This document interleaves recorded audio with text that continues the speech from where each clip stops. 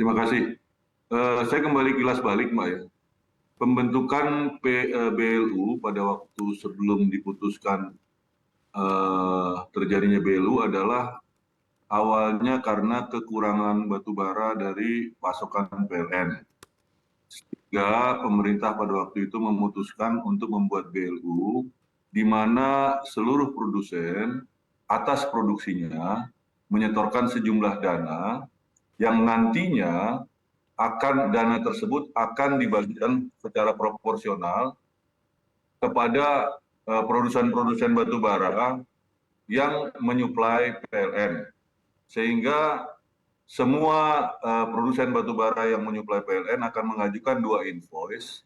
Satu adalah invoice mereka dengan harga HBA 70 kepada PLN. Kemudian satu lagi adalah tagihan mereka kepada BLU dengan harga invoice sebesar harga market. Sehingga yang menyuplai PLN lebih daripada persentase DMO akan mendapatkan kelebihan persentase tersebut mendapatkan harga market atau HPB. Itulah awalnya makanya dibentuk BLU.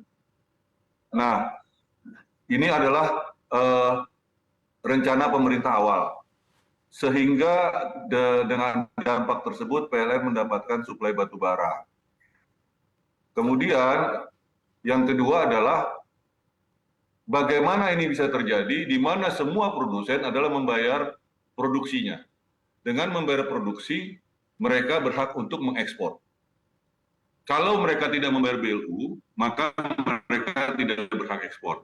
Pertanyaannya, hal ini bisa dilakukan jika mereka adalah BLU, pemerintah, mempunyai law enforcement. Artinya bagi yang tidak membayar dana BLU, mereka tidak boleh mengekspor. Pemerintah bisa menginstruksikan bea cukai untuk tidak memberikan PEB, tidak memberikan izin untuk ekspor. Kalau ini dipindahkan mitra instansi pemerintah, bagaimana law enforcement-nya sehingga semua produsen batu bara harus membayar dengan adanya sanksi, tidak bisa mengekspor batu bara. Dan kemudian yang kedua, bagi produsen batu bara yang sudah menyetorkan uangnya kepada lembaga ini, mitra instansi pemerintah, bagaimana? Apakah ada jaminan pemerintah uangnya kembali pada waktu dia menagihkan invoice-nya sebesar volume yang mereka kirimkan kepada PLN? Nah, ini yang menjadi persoalan jika BLU dialihkan kepada mitra instansi pemerintah. Adalah law enforcement dan bagaimana jaminan uang produsen batu bara yang telah menyetorkan dana tersebut bisa didapatkan kembali. Karena ini bukan dana pemerintah. Begitu, Mbak. Baik Pak Edo, jadi Anda masih memiliki concern dengan adanya pengalihan ke MIP, PNBP dan juga PLU ini mengenai law enforcement yang ada ya, concern dari Anda tersendiri. Dari Pak Rizal sendiri, bagaimana Anda melihat penerapan MIP, PNBP ini ketimbang penerapan BLU di pungutan ekspor batubara? Silakan Pak Rizal.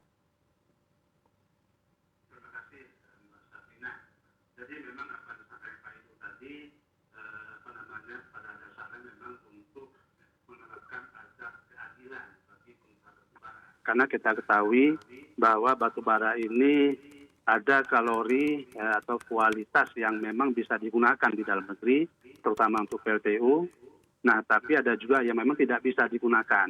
Nah, sehingga dengan tidak adanya azas keadilan, itu sebagian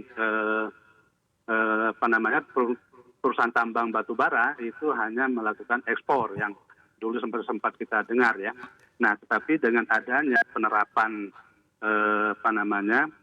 BLU ini, yang kita sebut dengan BLU ini, nah sehingga nanti kita bisa menerapkan azas keadilan bagi semua pengusaha batubara. Karena bagi yang ekspor atau tidak memenuhi kebutuhan DMO juga akan dikenakan denda kompensasi namanya. Nah kemudian juga adanya subsidi yang konsisten dari pengusaha batubara untuk mensuplai kebutuhan energi di dalam negeri. Nah ini yang kita sebut dengan juga ketahanan energi. Nah, kita ketahui bahwa pada awal tahun 2022 itu PLN mengalami kelangkaan batu bara karena memang tidak ada yang mensuplai, apalagi harga sangat tinggi sehingga pengusaha lebih memprioritaskan ekspor karena harga lebih bagus. Nah, sehingga dengan adanya mekanisme ini kita harapkan bahwa yang melakukan penjualan DMO atau domestik juga akan mendapatkan selisih harga yang seperti disampaikan Pak Ido tadi ya. Itu masih mengenai MIP dan PNBP. Kayak saya akan berlanjut juga di salah satu yang dibincangkan oleh para pelaku penambang, pengusaha batubara dan juga dari pemerintah adalah mengenai salah satu poin yang dihapus dari MIP PNBP ini adalah poin mengenai iuran sosial pendidikan yang wajib dibayarkan oleh pengusaha batubara pada BLU. Apa tanggapan Anda mengenai hal ini? Apakah memang pengusaha sendiri ada sisi keberatan membayarkan iuran ini sampai akhirnya itu perlu dihapuskan dan dialihkan ke MIP PNBP? Silakan untuk Pak Ido terlebih dahulu. Terus terang saya sendiri belum tahu ya Pak, ada dana untuk seperti itu. Karena skemanya sendiri belum pasti, lembaganya sendiri belum pasti, apalagi besarannya. Jadi saya belum bisa memberikan komentar mengenai hal ini. Karena yang penting adalah pertama siapa yang menyelenggarakan, kemudian skemanya seperti apa, bagaimana perangkat-perangkat yang untuk pelaksanaan tersebut. Kemudian setelah itu baru besarannya. Jadi menurut saya masih terlalu dini untuk mengomentari apa saja yang ditanggung oleh dana BLU ini. Karena intinya dana BLU itu kan untuk yang seperti saya katakan tadi, bagaimana produsen yang menyuplai batubara lebih dari 25%, lebih dari DMO yang wajibkan, bisa mendapatkan harga market atas kelebihan persentase yang disuplai PLN. Sehingga asas keadilan terbentuk sehingga PLN mendapatkan batubara. Jadi saya lebih melihat ini adalah kepentingan suplai batubara untuk PLN daripada kepentingan lain-lain. Baik. Makanya kalau memang pemerintah mau memasukkan sebagai PNBP, itu kurang tepat. Karena dana ini kan dana urunan. Gitu. Demikian, Mbak.